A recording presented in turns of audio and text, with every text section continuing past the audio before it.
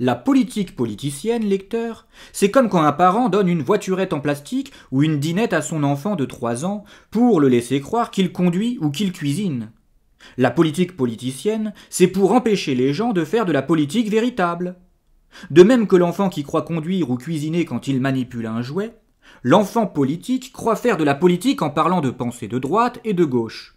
Il regarde donc à droite et à gauche pour chercher ses ennemis politiques et les combattre.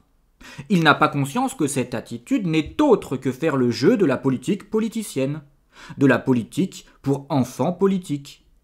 L'adulte politique se moque de la politique politicienne. Il aspire à faire de la vraie politique. Il lève la tête. Par conséquent, dans un monde où des maîtres font les lois, la seule chose qui compte pour lui, c'est la verticalité et non l'horizontalité. Cette idée d'avoir schématisé la politique sur une frise allant de gauche à droite est tellement parlante que c'est à se demander si cela n'a pas été fait exprès. Et oui, c'est la meilleure image possible pour expliquer le concept d'horizontalisation des conflits. Que dis-je? C'est carrément une métaphore. L'horizontalisation des conflits est la meilleure recette pour tout voleur de pouvoir. Cela permet à celui qui a volé sa souveraineté au peuple de le diviser, et ce pour qu'il ne le constate pas. La forme légale, officielle et encadrée de cette technique est le jeu des partis. Les partisans de la secte de droite se battront avec les partisans de la secte de gauche qu'ils considéreront comme des ennemis dangereux.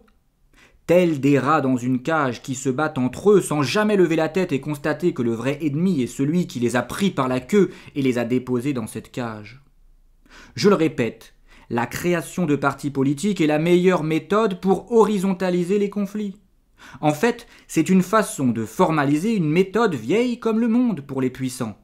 C'est le classique diviser pour mieux régner, mais d'une façon très subtile et plus productive que jamais.